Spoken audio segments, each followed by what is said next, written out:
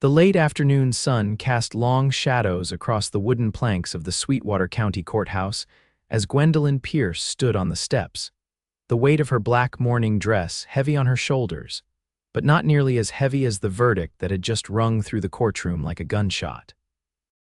She was free, declared innocent of her husband's murder, but the whispers and accusatory glances from the townsfolk made her victory feel hollow as ash in her mouth. Sweetwater, Wyoming Territory, 1878, was not kind to women who dared to be different, especially widows who inherited prosperous ranches. The trial had dragged on for weeks, with every aspect of her 5-year marriage to Charles Pierce dissected for public consumption. The fact that his body had been found at the bottom of a ravine near their property with a bullet wound had been enough for suspicion to fall on her shoulders like a shroud. Gwendolyn gathered her skirts, pulling her shawl tighter against the October chill, and began the long 4-mile walk back to her ranch. The townsfolk parted before her like the Red Sea, no one offering a ride or companionship, not even those who had called themselves friends before Charles's death 3 months ago. "Reckon they're all scared of Bain, the next body found in a ravine," someone whispered loudly enough for her to hear. Gwendolyn held her head high, refusing to give them the satisfaction of seeing her tears. At 25, she was too young to be a widow, too young to be so alone, but she had survived worse than whispers and isolation. She had barely reached the outskirts of town when she became aware of hoofbeats approaching from behind. Her heart quickened, fear sliding cold fingers up her spine. The trial might be over, but justice in the Wyoming Territory often came from the barrel of a gun, not a courtroom. "Madam," a deep voice called out, and Gwendolyn turned, ready to face whatever was coming. A tall figure sat atop a dappled gray horse, silhouetted against the setting sun. The man wore a wide-brimmed hat pulled low over his face, but she could make out a strong jawline covered in stubble. "Evenin'," he said, tipping his hat. "The name's Quinn Irwin. Folks call me Quinn." Gwendolyn said nothing, her hand slipping into her pocket where she kept a small derringer. Charles had insisted she learn to shoot after they were married, a skill that had served her well on the ranch but had ultimately been used against her in court. "Pardon my forwardness, Mrs. Pierce, but it ain't proper for a lady to be walking all that way alone, especially with Sundown Common." "I didn't ask for an escort, Mr. Irwin," Gwendolyn replied, her voice steady despite her racing heart. "And I'm quite capable of making my own way home." Quinn Irwin dismounted in one fluid motion, revealing his full height well over 6 feet. In the fading light, she could now see his features more clearly, high cheekbones, a straight nose, and eyes the color of a summer storm. "I don't doubt that, madam," he said, leading his horse beside her, "but I'd feel better knowing you got home safe. There's been talk in town." "There's always talk, Mr. Irwin," Gwendolyn cut in sharply. "And if you're concerned about your reputation by association, feel free to ride on." A small smile tugged at his lips. "Truth is, Mrs. Pierce, I don't put much stock in what folks say. I make up my own mind about people." "And what has your mind decided about me?" she challenged. Quinn looked at her directly, his gaze steady. "That a woman who holds her head high after what you've been through deserves respect, not scorn, and certainly not to walk 4 miles alone at dusk." Something in his tone, a sincerity that couldn't be feigned, made Gwendolyn pause. She studied him more carefully. His clothes were worn but clean, a faded blue shirt, denim pants, and a leather vest. He wore his gun belt low on his hips, the mark of someone who knew how to use it. "I don't know you, Mr. Irwin," she said finally. "I don't recall seeing you around Sweetwater before." "I've been working up at the Circle M Ranch for about 6 months," he explained. "I was in the courtroom today, been there most days of your trial, actually." Gwendolyn frowned. "Why?" Quinn shrugged, looking somewhat uncomfortable with the question. "I guess I wanted to see justice done. Seemed to me you were Bain railroaded from the start." She couldn't argue with that assessment. Sheriff Tate had arrested her within days of Charles's death, barely conducting an investigation. The prosecutor had painted her as a gold-digging wife who'd killed for inheritance.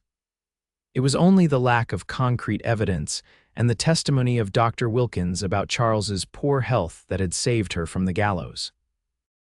"Well," Gwendolyn said after a long moment, "I suppose I can't stop you from walking in the same direction as me, Mr. Irwin." He smiled then, a real smile that transformed his weathered face. "I'd be obliged if you'd call me Quinn, madam." They began walking, Quinn leading his horse by the reins. The silence between them was not uncomfortable, but Gwendolyn remained wary. Her experience had taught her that men rarely offered something for nothing. "Why aren't you riding?" she asked after they'd gone about half a mile. "Wouldn't be proper for me to ride while a lady walks," he answered simply. Gwendolyn couldn't help the small laugh that escaped her. "I think we're well past the bounds of propriety, Mr. Quinn, a notorious widow and a cowboy walking alone at sunset." He glanced at her, something like admiration in his eyes. "You can ride Stormy here if you'd like. She's gentle as a lamb." Gwendolyn considered the offer. Her feet were already aching in her best and only pair of boots, which were not designed for long walks. "I'll ride if you will," she countered. "There's no sense in both of us being footsore." Quinn hesitated, clearly torn between chivalry and practicality. "If you're certain." "I am." With a nod, Quinn helped her mount, his hands strong but respectful around her waist as he lifted her onto the saddle. Then he swung up behind her, keeping a respectable distance between their bodies. As they rode, the Wyoming landscape stretched out before them, bathed in the golden light of sunset. The Sweetwater Valley was beautiful in autumn, the aspens turned to gold against the dark pines of the mountainsides. In different circumstances, Gwendolyn might have found the moment peaceful. "You have a good seat," Quinn observed after a while. "You ride often?" "Every day before." She trailed off, unwilling to speak of the trial again. "My husband and I run a horse breeding operation, mostly quarter horses for the ranches around here." Quinn nodded. "The Pierce place has a good reputation, fine horses. You know of it. Everyone in 3 counties knows the Pierce horses," he said. Charles had an eye for good bloodlines. The mention of her husband's name from this stranger's lips made Gwendolyn tense. "Yes, he did," she replied stiffly. Quinn seemed to sense her discomfort. "I'm sorry for your loss, Mrs. Pierce. Whatever else happened, losing a husband is a heavy burden to bear." His words held no judgment, just simple acknowledgement of her grief. It was the first time since Charles's death that someone had offered condolences without the undertone of accusation. "Thank you," she said softly. They rode in silence after that, the rhythm of the horses' hooves a soothing counterpoint to Gwendolyn's tumultuous thoughts. The sun had nearly set when they reached the long drive leading to her ranch house. The 2-story structure stood silhouetted against the darkening sky, windows dark and uninviting. "No one's been tending the place while you were in town?" Quinn asked, noting the untrimmed hedges and overlong grass. "My foreman, Miguel, and his wife Rosa stayed on to care for the horses, but they live in the smaller house by the stables," Gwendolyn explained. "I didn't expect to. I wasn't sure I'd be coming back."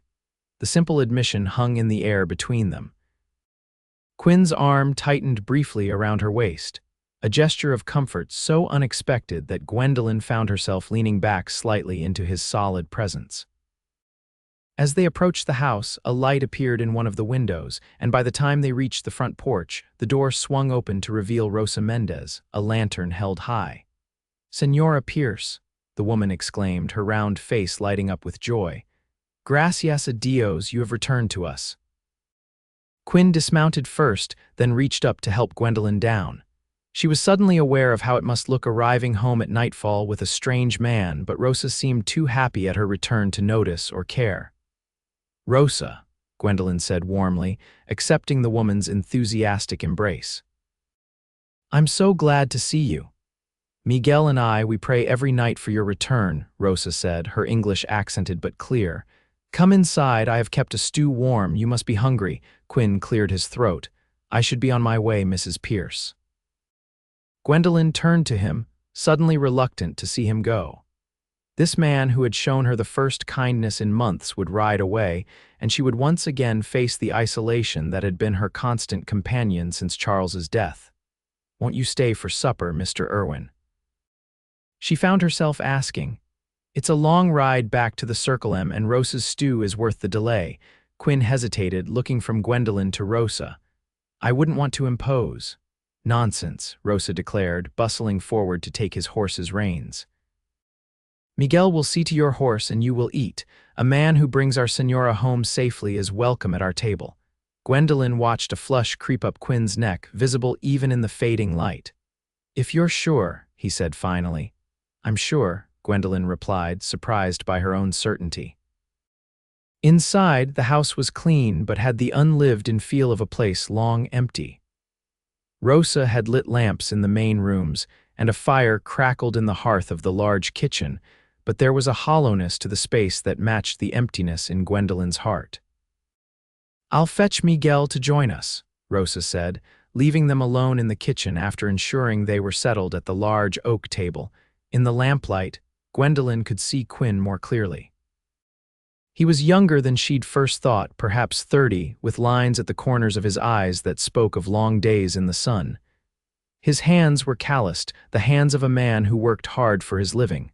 Thank you, she said quietly, for walking with me. I didn't realize how much I was dreading coming back here alone. Quinn's gray eyes met hers. No one should have to face their ghosts alone, Mrs. Pierce. Before she could respond, the back door opened and Miguel Mendez entered, wiping his hands on a cloth. He stopped short at the sight of Quinn, his dark eyes narrowing slightly. Senora, you are home, he said, coming forward to clasp Gwendolyn's hand. This is good news. Miguel, this is Mr. Quentin Irwin from the Circle M, Gwendolyn introduced. He was kind enough to escort me home from town. Miguel nodded, his expression guarded. The Circle M.A. You work for Marshal Edwards? I do, Quinn confirmed. Been there about 6 months now. Miguel exchanged a look with his wife, who had returned with a pot of stew and a loaf of fresh bread. The Circle M has been interested in Senora Pierce's horses lately. Gwendolyn frowned. What do you mean, Miguel? Marshal Edwards came by twice while you were away, Rosa explained, setting the food on the table. Said he wanted to discuss buying your breeding stock. A chill ran through Gwendolyn. Marshal Edwards was one of the largest cattle ranchers in the territory, known for his ruthless business practices. She'd heard rumors that he had been expanding his interests, buying up smaller operations when their owners fell on hard times. She glanced at Quinn, who was studying his plate with unusual intensity. Did Mr. Edwards send you to escort me, Mr. Irwin? Quinn's head snapped up. No, madam, I was in town on my own business. Edwards doesn't know I'm here. Then why were you at my trial? Gwendolyn pressed, her earlier wariness returning full force. You said you've been there most days. Quinn sighed, setting down his spoon. Truth is, Mrs. Pierce, I've been concerned about what Edwards has been saying about your place. He seems mighty interested in acquiring it, and not just for the horses. Miguel nodded grimly. There has been talk of a railroad coming through this valley. A railroad, Gwendolyn repeated, stunned. Through Sweetwater, not just through, Quinn explained. They're planning a major stop here, which would make this land, he gestured to indicate her ranch, worth a small fortune. The implications hit Gwendolyn like a physical blow. If her land was valuable to the railroad, then others would have known about it too, including Charles. How long has this been known? She asked, her voice barely above a whisper. The surveyors came through about 4 months ago, Miguel said. Your husband, he met with them 4 months ago, a month before Charles died. The timeline was not lost on Gwendolyn, nor, she suspected, on the jury that had nearly convicted her. I think, Quinn said carefully, that there's more to your husband's death than accident or murder, Mrs. Pierce, and I think Marshal Edwards might know something about it. Rosa crossed herself, murmuring a prayer under her breath. Miguel placed a hand on his wife's shoulder, his expression grim. Why would you help me? Gwendolyn asked Quinn directly. You work for the man. Quinn met her gaze steadily. Because I believe in justice, Mrs. Pierce. And because I've seen too many good people lose everything to men like Edwards. Gwendolyn considered his words, weighing them against her instincts. She had learned the hard way to be cautious, but something about Quinn Irwin seemed genuine. And if what he suggested was true, that Charles's death was somehow connected to the railroad and Edwards, then she needed allies. Eat, Rosa urged, breaking the tense silence. The food grows cold, and there is time for such talk later. They ate, the conversation turning to safer topics: the condition of the horses, the early frost that had touched the valley, the apples that needed harvesting from the small orchard behind the house. By the time they'd finished the meal and Rosa had served coffee, Gwendolyn felt something like normalcy return, however fragile. "I should go," Quinn said finally, rising from the table. "It's a long ride back to the Circle M." "Stay the night," Miguel suggested. "There is room in the bunkhouse, and it is not safe to ride these trails in the dark." Quinn looked to Gwendolyn, clearly leaving the decision to her. She found herself nodding. "Miguel is right. It would be foolish to risk the ride now. You can leave at first light." Outside, as Miguel showed Quinn to the bunkhouse, Gwendolyn stood on the porch, breathing in the cool night air. The stars stretched endlessly above her, the familiar constellations offering a comfort she had not expected to feel again. "He seems like a good man," Rosa said, joining her on the porch. "I hope so," Gwendolyn replied softly. "We could use a few good men around here."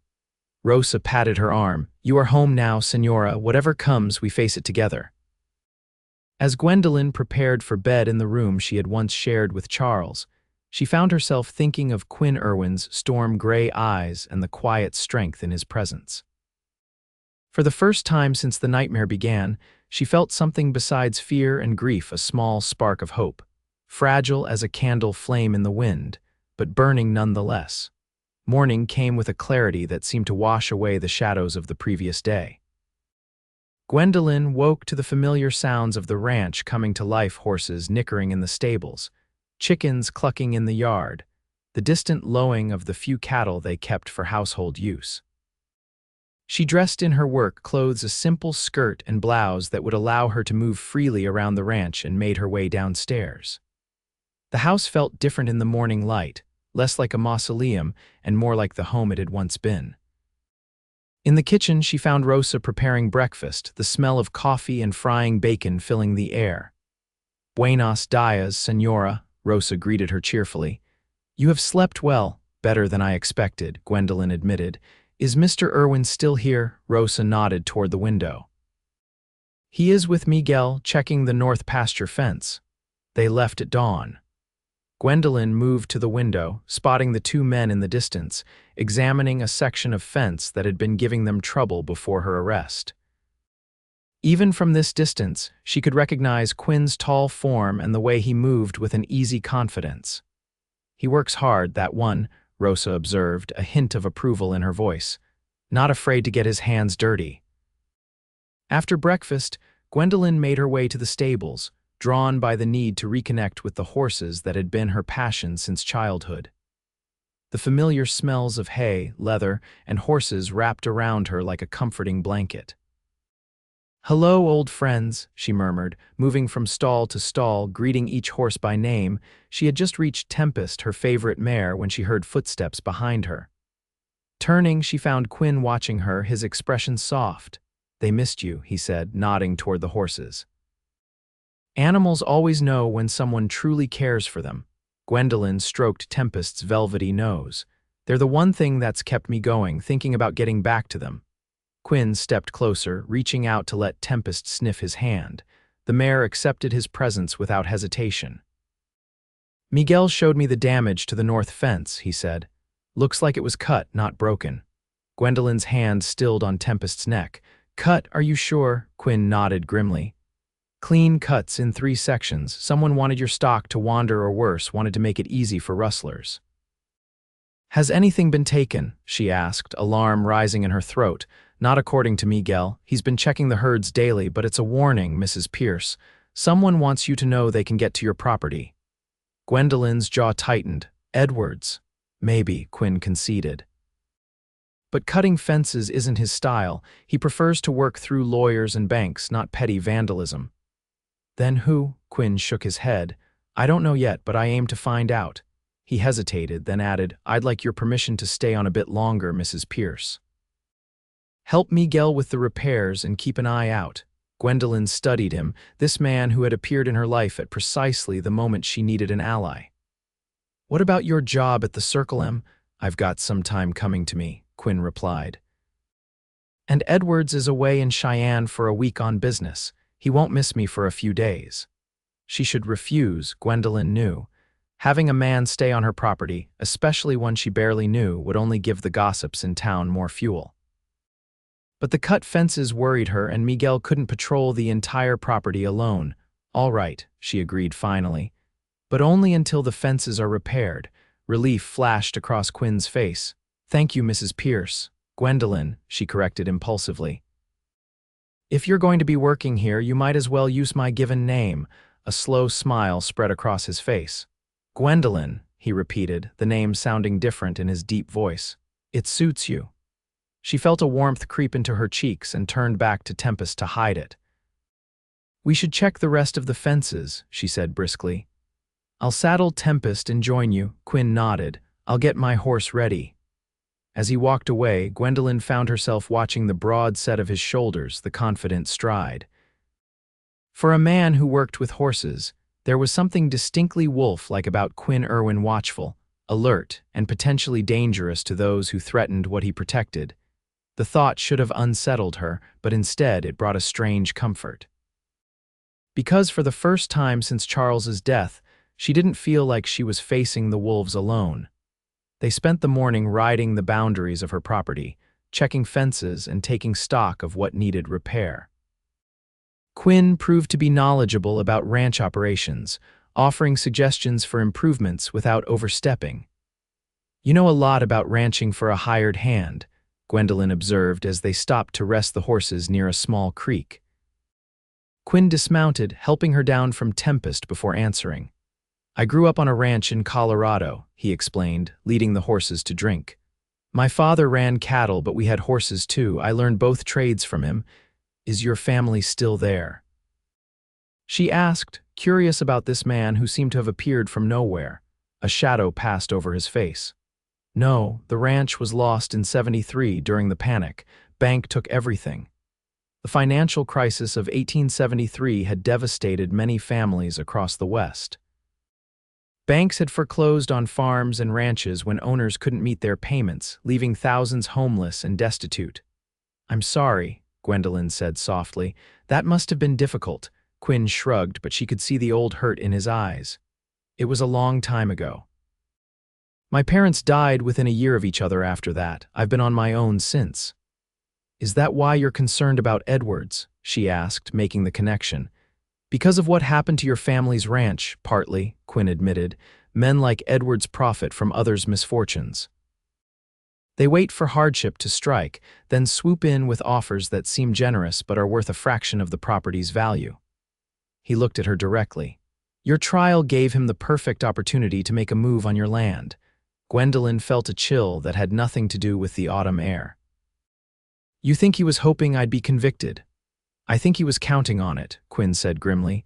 "A woman alone, facing a murder charge most would sell for whatever they could get just to have funds for their defense."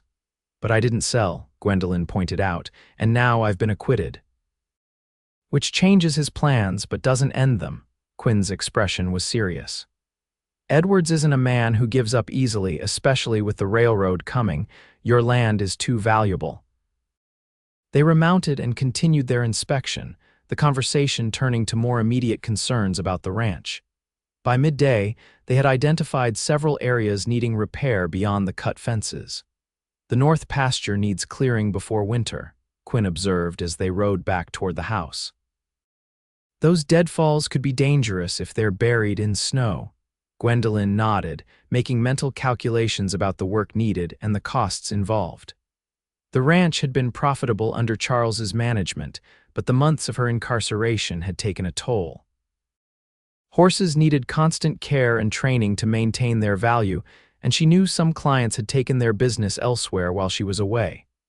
"One step at a time," she murmured, more to herself than to Quinn. He glanced at her, understanding in his eyes. "Rome wasn't built in a day, as my mother used to say." "Wise woman," Gwendolyn replied with a small smile. "She was," Quinn agreed. "She would have liked you." The simple comment caught Gwendolyn off guard. It had been a long time since anyone had spoken to her with such easy warmth, as if her worth as a person was unquestioned. Even before Charles's death, their relationship had been strained, marked by long silences and separate bedrooms. They reached the ranch house to find Miguel waiting for them, his expression troubled. "Sheriff Tate is here," he announced without preamble. "He waits in the parlor." Gwendolyn felt her stomach knot. Sheriff Tate had been relentless in his pursuit of a conviction against her, his testimony at trial painting her as a calculating murderess. What could he want now that the trial was over? "I'll speak with him," she said, dismounting. "Quinn, perhaps you could." "I'm coming with you," Quinn said firmly, swinging down from his horse. "Miguel can see to the horses." Under normal circumstances, Gwendolyn might have insisted on handling this alone, but she found herself grateful for Quinn's solid presence beside her as they entered the house. Sheriff Tate stood by the window in the parlor, his tall frame silhouetted against the afternoon light. He turned as they entered, his eyes narrowing at the sight of Quinn. "Mrs. Pierce," he greeted her coldly. "I see you've wasted no time finding a replacement for Charles." Gwendolyn stiffened. "Mr. Irwin is helping with repairs around the ranch, Sheriff. What can I do for you?" Tate's gaze lingered on Quinn before returning to her. "Just checking that you're settling back in, making sure there's no trouble." "The only trouble has been some cut fences on the north boundary," Quinn said, his tone conversational but with an underlying edge. "You wouldn't know anything about that, would you, Sheriff?" Tate's hand moved instinctively toward his gun before he caught himself. "Are you suggesting something, Irwin?" "Just making conversation," Quinn replied mildly. "Seems odd, though, doesn't it, Mrs. Pierce gets acquitted, comes home, and finds her property vandalized, almost like someone sending a message." Sheriff Tate's jaw tightened. "I'll look into it," he said curtly, "though I've got limited resources for chasing down every rancher's complaints about fence damage." "Of course," Gwendolyn interjected smoothly. "I'm sure you're very busy, Sheriff. Was there anything else?" Tate studied her for a long moment. "Just a friendly warning, Mrs. Pierce. You got lucky with that jury, but not everyone in town is convinced of your innocence. It might be wise to consider selling up and moving somewhere friendlier." "Thank you for your concern," Gwendolyn replied, keeping her voice steady through sheer force of will. "But the Pierce Ranch has been my home for 5 years, and I intend to stay." Tate shrugged. "Suit yourself. But don't come crying to me when things get rough." He turned to leave, pausing at the door to add, "And Irwin, Edwards is looking for you. Seems you're overdue back at the Circle M." After the sheriff had gone, Gwendolyn sank onto the nearest chair, the tension draining from her body and leaving her shaking. "Are you all right?" Quinn asked, kneeling beside her. She nodded, though she felt far from all right. "He's working with Edwards, isn't he?" "It certainly looks that way," Quinn confirmed. "The question is, how far would they go to get your land?" The unspoken implication hung in the air between them. If Edwards wanted her land badly enough, and if Sheriff Tate was in his pocket, then Charles's death took on a sinister new dimension. "I need to go into town," Gwendolyn decided suddenly. "I need to speak with Mr. Hargrove." "The lawyer who defended you?" Quinn asked. At her nod, he frowned. "Is that wise? Tate just left here making threats." "Which is exactly why I need to talk to Hargrove," Gwendolyn insisted. "He may know more about the railroad plans, and I need to understand exactly what I'm facing." Quinn studied her face, then nodded reluctantly. "All right, but you're not going alone. I'll get the wagon ready." As he left to prepare for their trip into town, Gwendolyn sat very still, her mind racing. If Edwards had wanted her land for the railroad, and if Sheriff Tate was helping him, could they have been involved in Charles's death? Had her husband been murdered not by her hand but because he refused to sell, the possibility made her blood run cold. Because if true, it meant that the danger was far from past. It had only been delayed by her acquittal. The ride into Sweetwater was tense, with Gwendolyn acutely aware of the stares and whispers that followed them through town. Quinn kept close to her side, his presence a deterrent to those who might have voiced their opinions more loudly. James Hargrove's law office was located on the main street, a modest building with a brass plaque announcing his practice. The lawyer greeted Gwendolyn with genuine warmth, his relief at her acquittal evident in his tired face. "Mrs. Pierce, I'm so glad to see you," he said, ushering them into his office. And Mr. Irwin, isn't it? I remember seeing you at the trial. Quinn nodded, taking a seat beside Gwendolyn. I appreciate what you did for Mrs. Pierce, he said. Not many lawyers would have fought so hard. Hargrove sighed, settling behind his desk. It was a close thing, too close. The evidence was circumstantial, but Tate and Prosecutor Williams were determined. He looked at Gwendolyn. What brings you here today? The railroad, Gwendolyn said directly. I need to know everything about the plans for Sweetwater. Hargrove's eyebrows rose. Ah, I wondered if you knew about that. He rummaged through a drawer, pulling out several documents. The Wyoming Central Railway has been planning a major stop in Sweetwater for some time. The official announcement hasn't been made yet, but land speculation has already begun. Including by Marshal Edwards, Quinn added. Hargrove nodded grimly. Edwards has been buying up property all along the proposed route. He's positioned himself to make a fortune when construction begins. And my ranch, Gwendolyn asked, is directly in the path of the proposed station and yards, Hargrove confirmed, spreading out a map on his desk. Your water rights alone make the property invaluable to the railroad.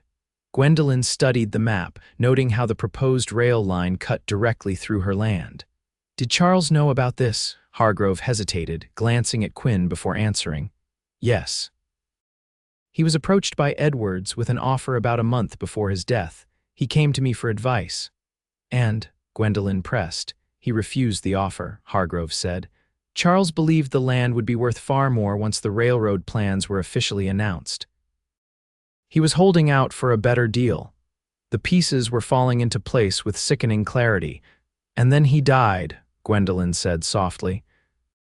Conveniently leaving a widow who might be more amenable to selling or who might be convicted of his murder, allowing the property to be auctioned for a fraction of its value. Hargrove looked uncomfortable but didn't contradict her. It's a troubling sequence of events, he admitted. But without evidence, Sheriff Tate came to see me today, Gwendolyn interrupted. He suggested I should sell and leave town. Did he? Hargrove frowned. That's concerning, there's more, Quinn added. Someone cut the fences on the north boundary of the ranch. It looks like intimidation.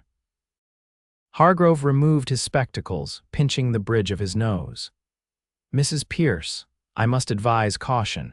If what you're suggesting is true that Edwards and possibly Sheriff Tate had something to do with your husband's death, then you could be in very real danger. I'm not leaving my home, Gwendolyn said firmly. I'm not suggesting you should, Hargrove replied, but we need evidence before we can make accusations against men as powerful as Edwards and Tate.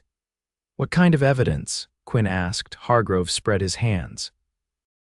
Anything that connects them directly to Charles's death.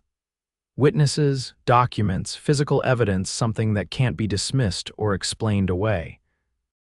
Gwendolyn thought of the ravine where Charles's body had been found, the single bullet hole in his chest that the prosecutor had claimed was her handiwork. The investigation was led by Tate himself, she pointed out. If he was involved, he would have made sure to eliminate any evidence. Perhaps, Hargrove agreed.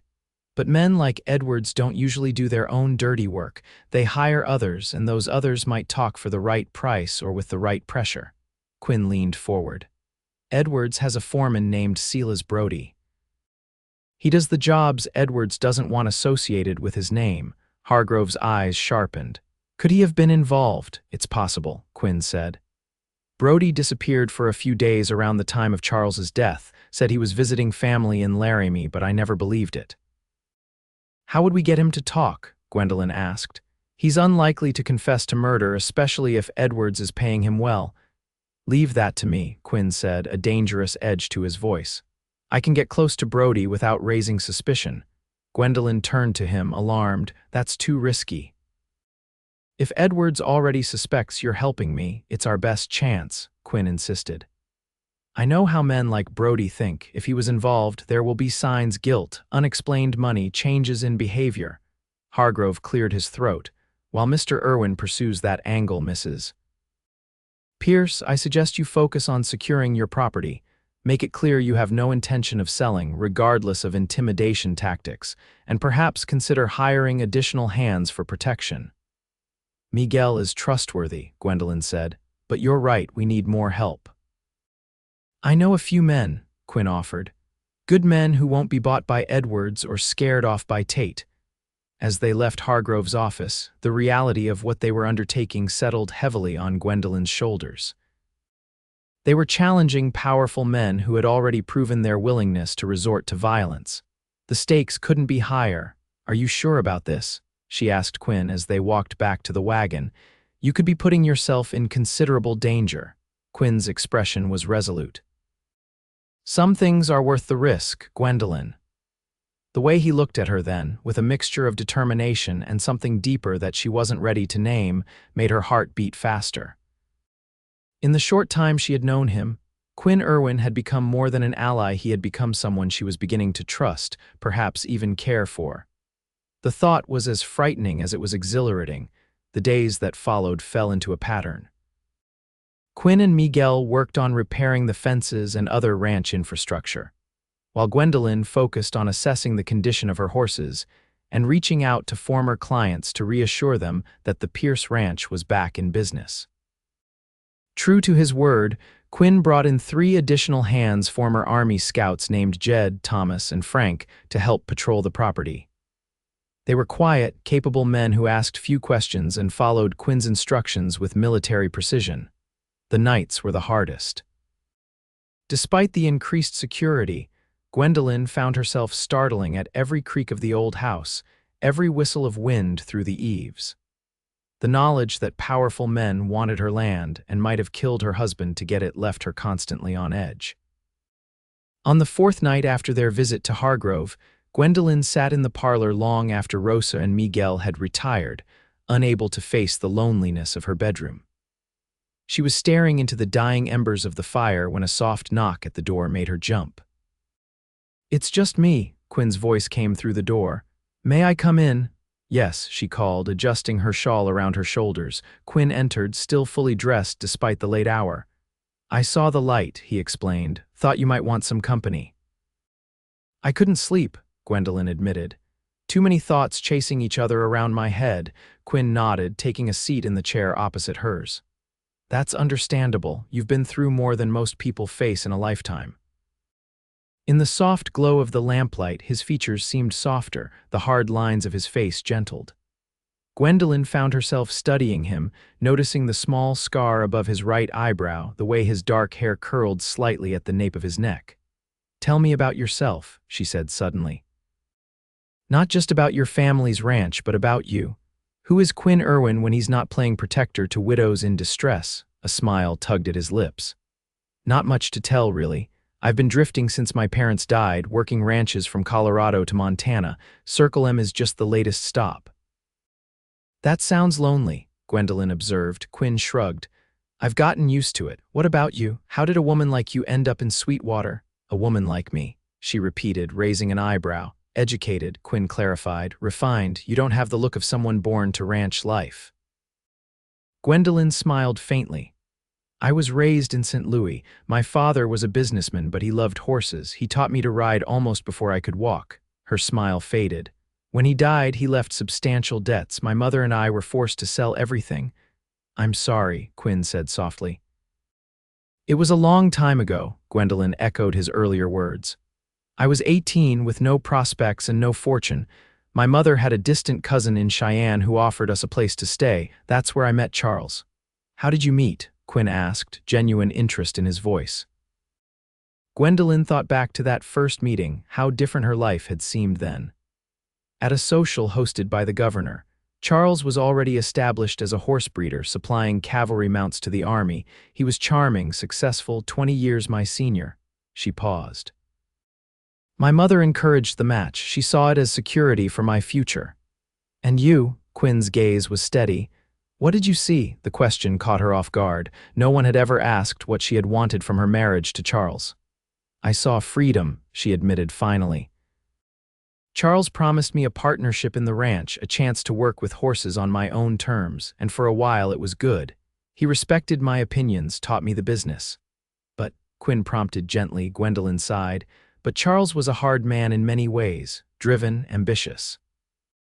When the horse market changed after the army reduced its purchases, he became difficult, drinking too much, taking risks with investments. Our marriage became more arrangement than partnership.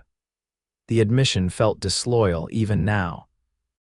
Charles had not been a perfect husband, but he had given her a home and a purpose when she had nothing. "I'm not surprised you were acquitted," Quinn said after a moment. "Anyone who spent time with you would know you're not capable of murder." His simple faith in her character brought unexpected tears to Gwendolyn's eyes. She blinked them away quickly, unwilling to appear weak. "Thank you," she said softly. "That means more than you know." Quinn leaned forward, his expression serious. "Gwendolyn, I need to tell you something." "I'm leaving for the Circle M tomorrow," her heart sank. "So soon? If I stay away much longer, Edwards will get suspicious," Quinn explained. "I need to return, see what I can learn about Brody and Edwards's plans." "It's dangerous," Gwendolyn protested. "If they suspect you're helping me, they won't," Quinn assured her. "As far as anyone knows, I've just been helping a neighbor in need the way folks do out here." Gwendolyn wasn't convinced, but she knew he was right about the need for information. "When will you come back?" "As soon as I can," Quinn promised. "A few days at most. The men I brought in will stay to help Miguel keep watch." They sat in silence for a while, the crackle of the fire the only sound in the room. There was something comforting about Quinn's presence, a steadiness that made the dangers facing her seem less overwhelming. "Be careful," Gwendolyn said finally. "I've lost enough people in my life. I don't want to add you to that list." Quinn's eyes met hers, something unspoken passing between them. "I'll be careful," he said, his voice low.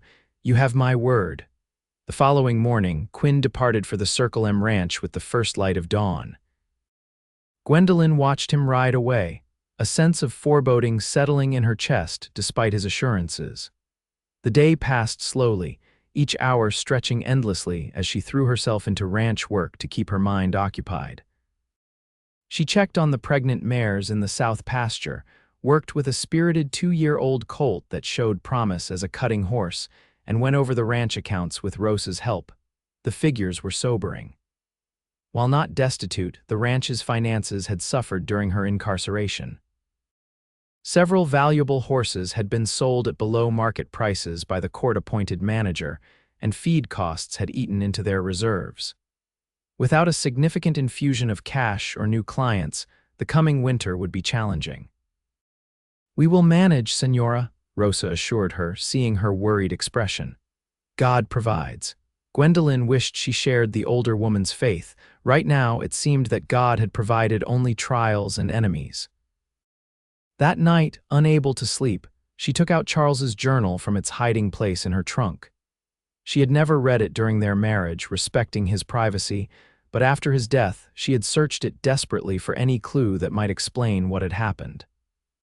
Most entries were mundane notes about horses, weather conditions, business transactions.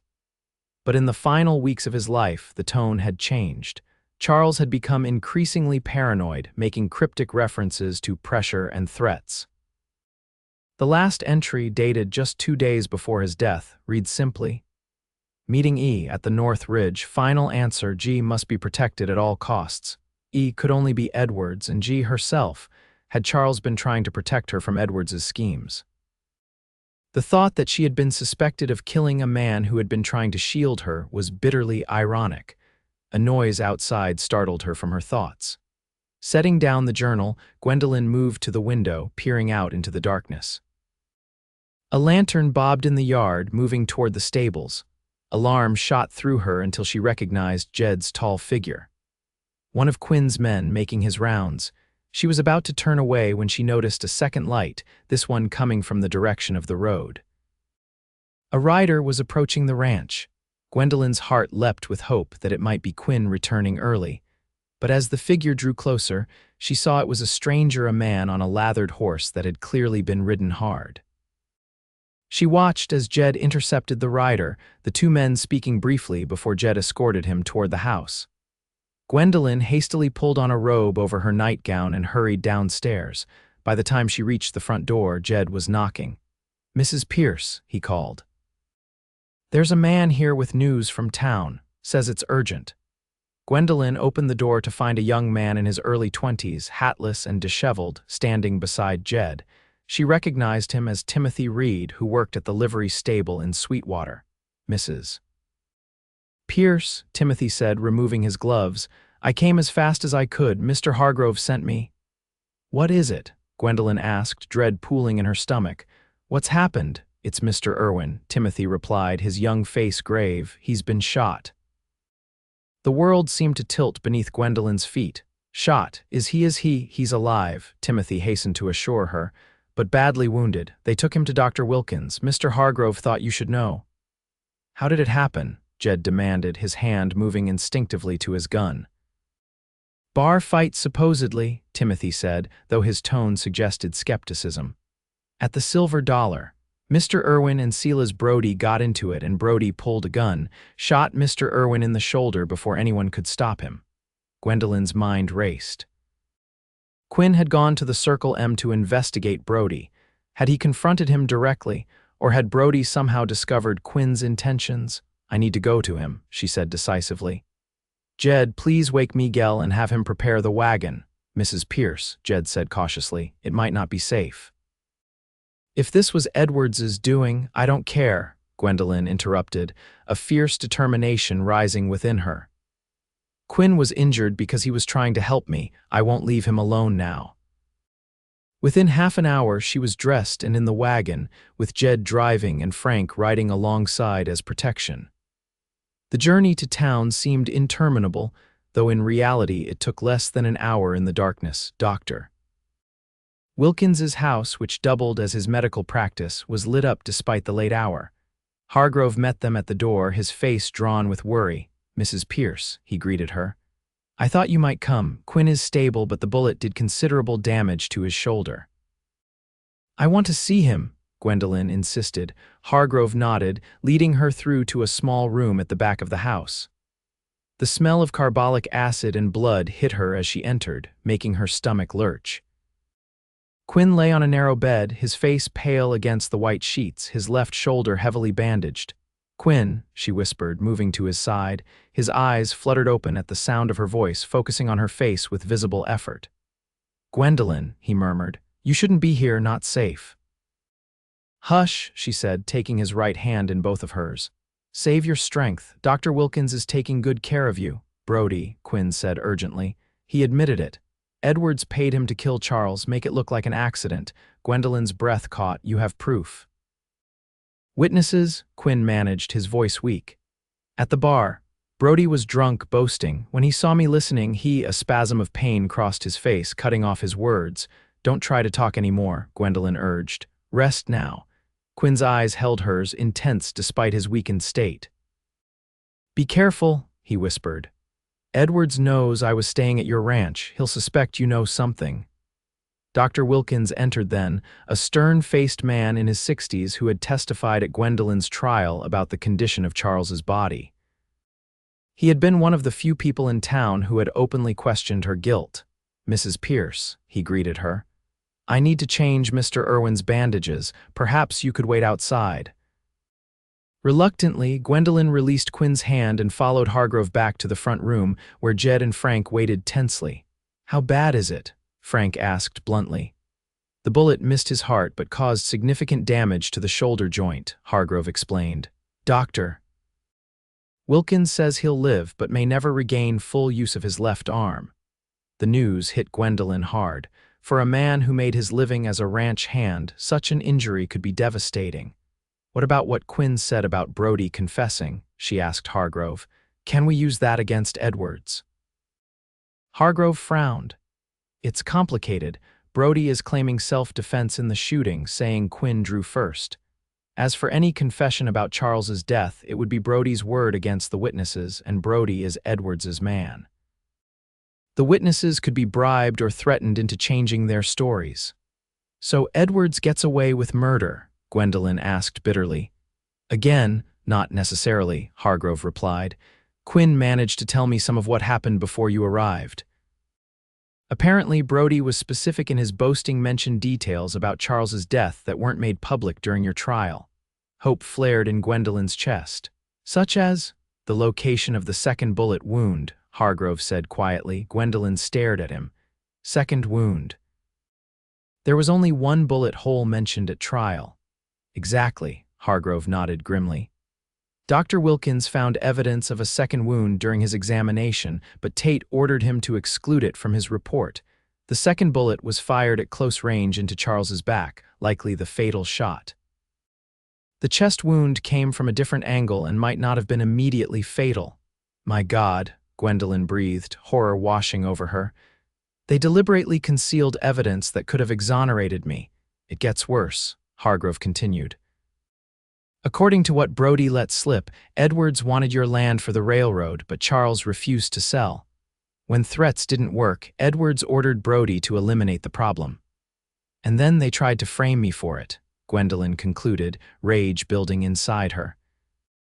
They were willing to see me hang to get their hands on my property. Hargrove nodded solemnly. It appears so. The question now is, what do we do with this information?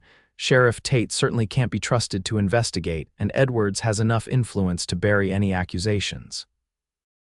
The territorial marshal, Jed suggested suddenly. I served with Marshal Donovan during the war. He's a good man, honest to the bone. If we could get word to him in Cheyenne, he might help. Hargrove considered this. That could work. The territorial marshal's answer to the federal government, not local authorities.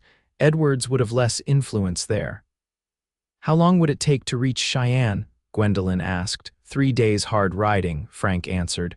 I could leave tonight. The sound of the front door opening interrupted their discussion.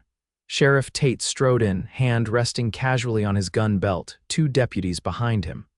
Well, well, he drawled, taking in the gathering. Quite a party you're having, Mrs. Pierce. Gwendolyn stood tall, refusing to be intimidated. Sheriff, what brings you here at this hour? Official business, Tate replied coldly. I'm here to arrest Quinn Irwin for the attempted murder of Silas Brody. That's absurd, Gwendolyn exclaimed. Brody shot Quinn, not the other way around. That's not how Brody tells it, Tate said. And I've got 3 witnesses who back his version. Irwin drew first, threatened to kill Brody over some imagined slight. Lying witnesses, you mean, Jed said, stepping forward. Paid off by Edwards. Tate's hand moved to his gun. Careful, friend, that's close to accusing me of corruption. If the boot fits, Jed replied steadily, his own hand hovering near his weapon. The tension in the room was palpable, a powder keg waiting for a spark. Hargrove moved between the men, hands raised in a placating gesture. Sheriff, Mr. Irwin is in no condition to be moved, he said reasonably. Dr. Wilkins can confirm that. Surely any arrest can wait until he's stable. Tate's eyes narrowed. I've got a warrant, Hargrove. He's coming with me, conscious or not. On what charges exactly? Hargrove pressed. And signed by which judge? Because as Mr. Irwin's legal representative, I'll need to see the documentation. This gave Tate pause. Judge Carlton signed it this evening. Carlton? Hargrove raised an eyebrow. The same judge who presided over Mrs. Pierce's trial. The one who pushed for a conviction despite the lack of evidence. How convenient. Before Tate could respond, Dr. Wilkins emerged from the back room, wiping his hands on a cloth. He stopped short at the sight of the sheriff and his deputies. What's going on here? He demanded. Sheriff Tate has a warrant for Quinn's arrest, Gwendolyn explained, her voice tight with anger. He intends to move him now. Dr. Wilkins drew himself up to his full height, his professional authority radiating from him. Absolutely not. My patient has lost a significant amount of blood and is at risk of infection. Moving him could kill him. That might be the point, Doctor, Hargrove said quietly. Tate's face darkened. Watch your accusations, lawyer. I'm enforcing the law here. Are you? Dr. Wilkins challenged. Because I seem to recall you having little interest in the law when you ordered me to exclude evidence from my report on Charles Pierce's death. A heavy silence fell over the room. Tate's hand tightened on his gun belt, his eyes darting between the doctor and Hargrove. I don't know what you're talking about, he said finally. I think you do, Dr. Wilkins replied calmly. The second bullet wound, the one that would have made it impossible for Mrs. Pierce to have been the shooter, given the angle. The one you told me to forget about if I wanted to keep practicing medicine in Sweetwater. Gwendolyn felt a surge of gratitude toward the doctor. It must have taken considerable courage to stand up to Tate now, after remaining silent during her trial. "You're making a mistake, Doc," Tate said, his voice low and threatening. "A big one." "No, Sheriff," Dr. Wilkins replied. "My mistake was staying quiet the first time. I won't make it again." The standoff continued, neither side willing to back down. Finally, Hargrove spoke. "Sheriff, I suggest you leave now, before this situation escalates further. I'll be filing a formal complaint with the territorial governor tomorrow regarding your misconduct in the Pierce case. Dr. Wilkins's testimony alone will be enough to launch an investigation." Tate's face contorted with rage. "You think the governor will take your word over mine? Edwards has friends in high places, Hargrove. This isn't over." With that, he stormed out, his deputies following after casting uncertain glances at their bosses retreating back. When they were gone, the tension in the room dissipated like air from a punctured balloon. Gwendolyn sank into a chair, suddenly exhausted. "Thank you," she said to Dr. Wilkins, "for telling the truth." The doctor sighed heavily. "I should have done so during your trial, Mrs. Pierce. I let fear cloud my judgment, and you nearly paid the ultimate price for my cowardice." "What matters is that you're speaking up now," Hargrove assured him, "but we need to move quickly. Tate will report back to Edwards, and they'll try to silence Quinn permanently." "I still think the territorial marshal is our best option," Jed insisted. "Frank can ride for Cheyenne tonight." Hargrove nodded. "Yes, and I'll prepare affidavits from Dr. Wilkins and the witnesses from the Silver Dollar, assuming they're still willing to testify." "What about Quinn?" Gwendolyn asked anxiously. "He's not safe here."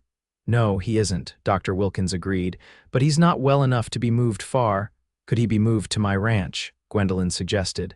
"It's defensible, and with Jed and the others, we could protect him until the marshal arrives." Dr. Wilkins considered this. "It's risky, but leaving him here might be riskier. If we move him by wagon with plenty of padding and move slowly, it might work." "Then that's what we'll do," Gwendolyn decided. "Tonight, under cover of darkness. Frank will ride for Cheyenne, and the rest of us will take Quinn back to the ranch." The plan was set in motion immediately. While Frank prepared for his journey to Cheyenne, Dr. Wilkins and Hargrove worked to stabilize Quinn for transport. Gwendolyn helped prepare the wagon, lining it with blankets and hay to cushion the journey. It was nearly midnight when they were ready to depart. Quinn had been carefully moved to the wagon, still unconscious from the laudanum Dr. Wilkins had administered for the pain. The doctor himself would accompany them to the ranch, unwilling to leave his patient until he was settled. "Be careful," Frank said, mounting his horse. "Edwards won't take this lying down." "You too," Jed replied. "Ride hard and don't stop for anyone." As Frank galloped away toward Cheyenne, Gwendolyn climbed onto the wagon bench beside Jed, who would drive as gently as possible over the rough roads. Dr. Wilkins rode in the back with Quinn, monitoring his condition, while Thomas rode ahead as a scout. The journey back to the ranch seemed to take an eternity, each bump in the road making Gwendolyn wince in sympathy for Quinn. But they encountered no resistance, and by the time the first hints of dawn were lightening the eastern sky, they were approaching the ranch. Miguel and Rosa were waiting, having been alerted by one of the hands Jed had sent ahead. They had prepared the guest bedroom downstairs, away from windows and with easy access from the main rooms of the house. With gentle care, Quinn was transferred from the wagon to the bed. He stirred briefly during the move, his eyes opening to find Gwendolyn's face. "You're safe now," she told him softly. "We're at the ranch." He nodded slightly before slipping back into unconsciousness, the movement clearly exhausting what little strength he had. "Doctor." Wilkins checked his bandages, frowning at the fresh blood that had seeped through during transport. "The wound has reopened slightly," he reported. "I'll need to clean and rebind it." Gwendolyn reluctantly left Quinn's side while the doctor worked, joining Hargrove, Jed, and Miguel in the kitchen where Rosa was preparing breakfast for everyone, despite the early hour. "What's our next move?" Jed asked, accepting a cup of coffee from Rosa with a nod of thanks. "We fortify the ranch and wait for Marshal Donovan," Hargrove replied. "Frank should reach Cheyenne by tomorrow evening if he pushes hard. Assuming the marshal acts immediately, he could be here with a federal posse in 4 to 5 days." That's a long time to hold off Edwards and Tate, Miguel observed grimly. We don't have a choice, Gwendolyn said. Quinn risked his life to get evidence that could clear my name and bring Charles's real killers to justice. We owe him the same loyalty. The men nodded, accepting her determination without question. Plans were made for round-the-clock patrols, with lookouts posted at strategic points around the property.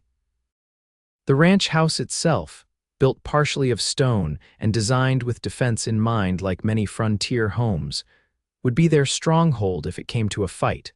By mid-morning, news arrived via one of the hands who had gone into town for supplies that Edwards was gathering men. The pretense was a cattle roundup, but everyone knew the real purpose. How many? Jed asked the young ranch hand who had brought the news. At least 15 that I counted, the boy replied nervously.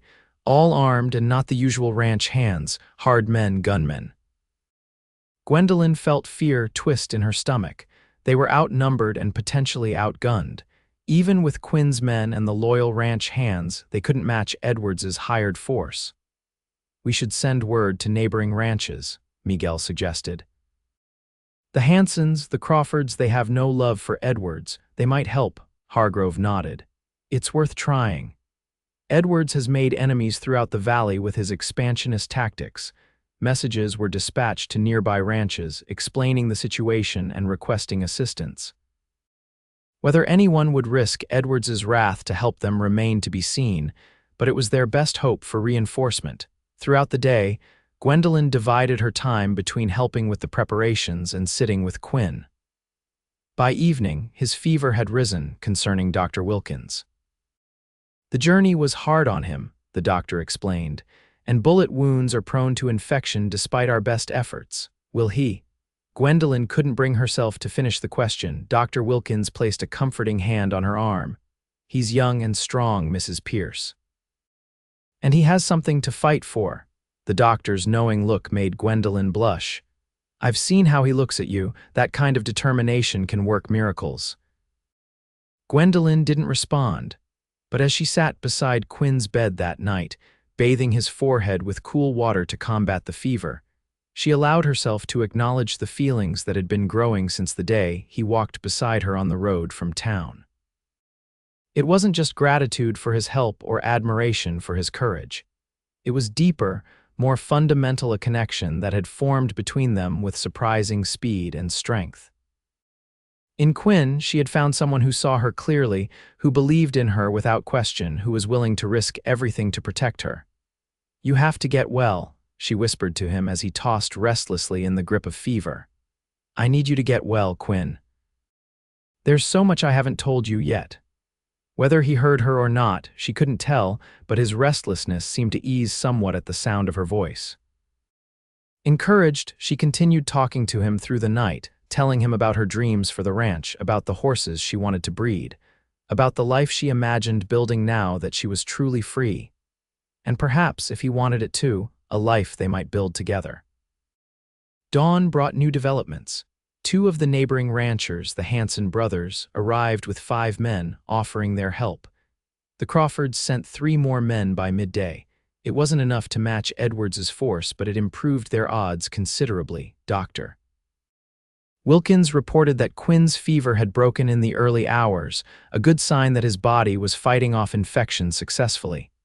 He remained weak, but was now conscious for longer periods.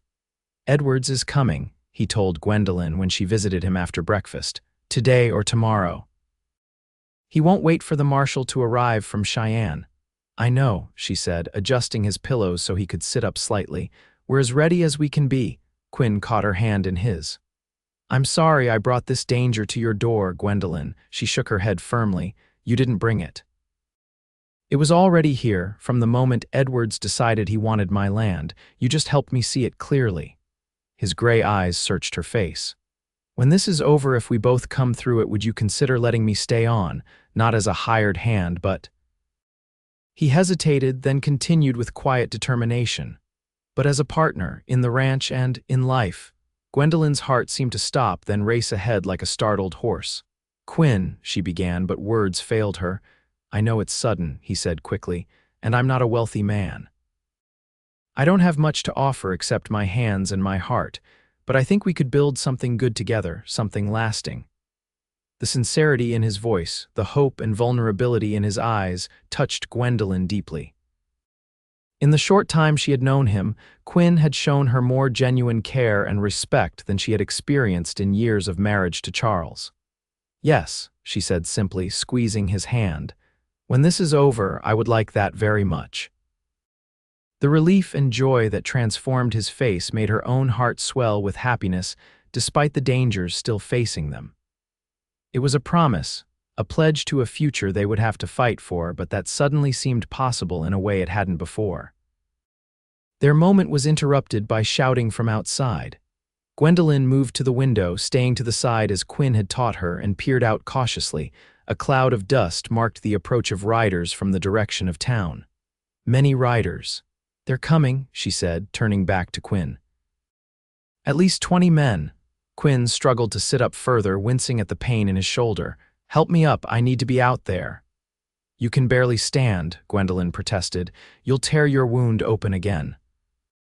"I won't hide in here while others fight my battle," Quinn insisted, his jaw set stubbornly. "Just help me to the porch. I can at least show Edwards I'm not as dead as he hoped." Gwendolyn wanted to argue further, but she understood his pride, his need to face this threat head-on despite his injury. With reluctant assistance from Dr. Wilkins, she helped Quinn to the front porch, where Hargrove, Jed, and the other defenders were already gathering. Quinn leaned heavily on Gwendolyn, but managed to stand upright as Edwards and his men came to a halt in the yard. Sheriff Tate rode at Edwards's side, his badge glinting in the midday sun, a mockery of the justice it was meant to represent. Marshal Edwards was a large man, broad-shouldered and imposing even in his 50s, with a thick gray beard and cold blue eyes. He surveyed the defenders arrayed across the porch and along the front of the house, his expression contemptuous. "Mrs. Pierce," he called out, tipping his hat with exaggerated courtesy. "I see you've gathered quite a welcome party, and Mr. Irwin still among the living, I see. Brody will be disappointed." "What do you want, Edwards?" Hargrove demanded, stepping forward. "Justice, Counselor," Edwards replied with a thin smile. "I have a warrant for Irwin's arrest for the attempted murder of Silas Brody, and another for Mrs. Pierce as an accessory after the fact, harboring a fugitive." "Those warrants aren't worth the paper they're written on," Hargrove shot back. "They're based on false testimony and signed by a corrupt judge. The territorial marshal is already on his way from Cheyenne to investigate your involvement in Charles Pierce's murder." A murmur ran through Edwards's men at this news. Not all of them, it seemed, had been told they might be riding into a federal investigation. Edwards's smile didn't waver, but his eyes hardened. "Bold accusations, Counselor. I had nothing to do with Charles Pierce's unfortunate accident." "It wasn't an accident," Quinn spoke up, his voice carrying despite his weakened state. "Brody confessed in front of witnesses that you paid him to kill Charles Pierce because he wouldn't sell you his land." "Brody was drunk and running his mouth," Tate interjected. "No one with any sense would believe him." "Dr. Wilkins believes him," Gwendolyn countered, "especially since Brody knew details about Charles's murder that were deliberately concealed during my trial on your orders, Sheriff." Now the murmurs among Edwards's men grew louder, more concerned. Several exchanged glances, clearly uncomfortable with this new information. "This is absurd," Edwards declared, though with less confidence than before. "I came here to execute legal warrants, not to be accused of crimes by a woman who barely escaped the gallows herself." "A woman who was framed," Jed called out, "by you and your pet sheriff." Edwards's face darkened with anger. "I've had enough of this. Sheriff, do your duty. Arrest Irwin and the woman." Tate hesitated, looking at the determined faces of the defenders.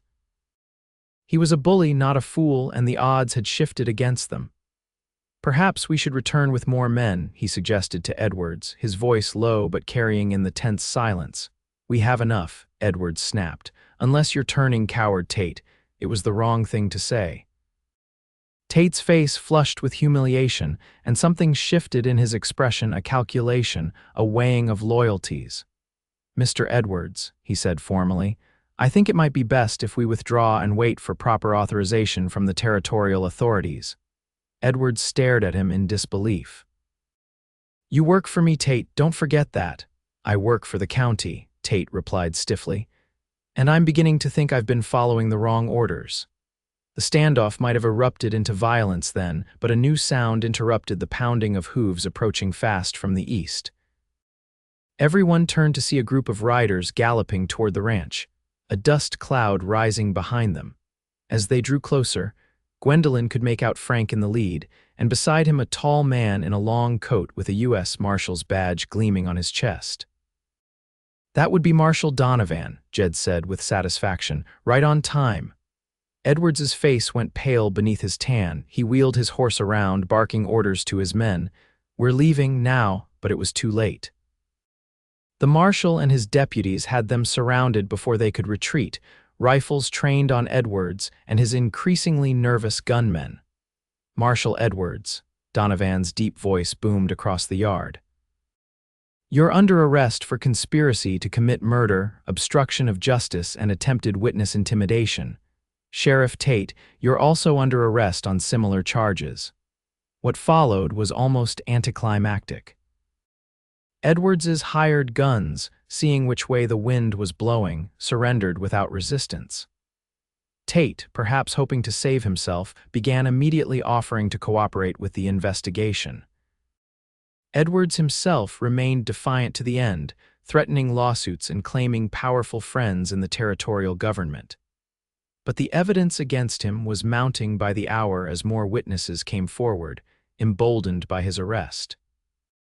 By sunset, the ranch was quiet again, though two of the marshal's deputies remained behind to provide protection until the case was fully resolved. Dr. Wilkins insisted Quinn return to bed, his brief stand on the porch having exhausted his limited strength. As Gwendolyn helped settle him back into bed, Quinn caught her hand again.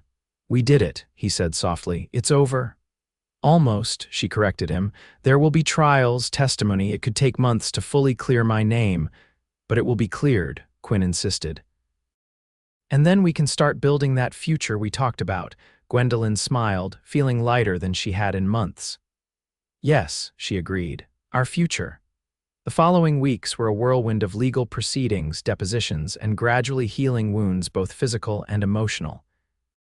Quinn's recovery was slow but steady, and by the time the first snow fell in late November, he was able to move around the ranch with only a slight stiffness in his left shoulder. Edwards and Tate faced multiple charges, with evidence mounting as more people came forward once the intimidation was removed. Brody, facing a murder charge himself, had turned state's evidence against Edwards in exchange for a reduced sentence. Gwendolyn's name was formally cleared, with the territorial governor himself issuing a public apology for the miscarriage of justice she had suffered. The railroad plans were confirmed, and legitimate offers began coming in for portions of her land at prices far above what Edwards had tried to force upon her. Through it all, Quinn remained by her side, his steady presence and unwavering support giving her strength when the memories and trauma threatened to overwhelm her. Their partnership deepened with each passing day, both in running the ranch and in their personal relationship. On Christmas Eve, with the ranch house decorated with evergreen boughs and candles, Quinn asked Gwendolyn to marry him properly, going down on one knee despite the twinges in his healing shoulder. "I know it hasn't been long," he said, holding out a simple gold band. "And I know you might need more time after everything that's happened, but I love you, Gwendolyn Pierce. I think I started falling in love with you that first evening when you walked home from the courthouse with your head held high despite everything they'd put you through." Tears filled Gwendolyn's eyes, but they were tears of joy, not sorrow. "Yes," she said without hesitation. "Yes, I'll marry you, Quinn Irwin." They were married on New Year's Day, 1879, in a small ceremony at the ranch with Hargrove Dr. Wilkins, Miguel, and Rosa, and the hands who had stood by them through the darkest days as witnesses. Marshal Donovan returned for the occasion, bringing news that Edwards had been convicted and sentenced to 20 years in the territorial prison. As they exchanged vows, Gwendolyn looked into Quinn's eyes and saw not just the present moment, but the future stretching out before them, a future they would build together on the foundation of trust and love that had formed in the most unlikely of circumstances. That night, as they stood on the porch of their home, watching the stars emerge in the clear winter sky, Gwendolyn leaned against her husband's strong shoulder. "Do you ever think about how we met?" she asked. That evening on the road from town, Quinn's arm tightened around her waist. "Often," he admitted. "I saw you walking alone and I couldn't ride past. I had to make sure you got home safely. You rode beside me until sunrise," Gwendolyn said softly, "and every day since." "And I always will," Quinn promised, turning to face her fully. "For as long as you'll have me." "Forever, then," Gwendolyn replied, rising on tiptoe to kiss him as the first light of a new year and a new life began to glow on the distant horizon. 10 years later, the Pierce Irwin Ranch was one of the most successful operations in the Wyoming Territory. The railroad had indeed come to Sweetwater, bringing prosperity and growth to the region. Gwendolyn and Quinn had sold a portion of their land for the station and yards at a handsome profit, reinvesting in expanding their horse breeding program. Their specialty had become breeding and training horses for both practical ranch work and for the growing sport of rodeo competitions. Quinn's expertise with difficult horses complemented Gwendolyn's eye for bloodlines perfectly, creating a partnership that was renowned throughout the West. But their greatest joy was their family. 8-year-old Charlotte, named for Gwendolyn's father, had her mother's determination and her father's way with horses. 6-year-old James had Quinn's quiet strength and thoughtful nature. And 3-year-old Michael was a bundle of energy who kept everyone on their toes. On the anniversary of their first meeting each year, Quinn and Gwendolyn would ride out together at sunset. Following the same route they had taken that fateful evening when a newly acquitted widow had walked home from trial alone, and a cowboy had ridden beside her till sunrise. It had become their special tradition, a time to remember how far they had come and to be grateful for the love that had grown from the darkest chapter of their lives. "Do you ever regret it?" Gwendolyn asked as they sat on a hilltop overlooking their expanded ranch, watching the sun sink toward the horizon. "Getting involved in my troubles, taking a bullet, all of it," Quinn smiled, the lines at the corners of his eyes deepening with the expression. At 40, he was still as handsome as the day they met, though with more silver threading through his dark hair. "Not for a single moment," he replied, taking her hand in his. "Everything good in my life came from that decision, you, the children, this ranch, all of it." Gwendolyn leaned against him, content in a way she had once thought impossible. "I think about that woman I was sometimes, walking away from the courthouse, so alone and afraid. She was stronger than she knew," Quinn said, pressing a kiss to her temple.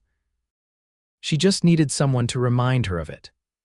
As the last light of day painted the sky in shades of gold and crimson, they mounted their horses to return home, where Miguel and Rosa, now retired but still living in a comfortable house on the property, would be watching the children. Side by side they rode, as they had that first night and countless times since, partners in all things, their love a testament to the healing that can come even after the deepest wounds. And as the first stars appeared in the twilight sky, Gwendolyn looked at the man beside her and knew with absolute certainty that some journeys, though they begin in darkness, lead to the brightest dawns of all.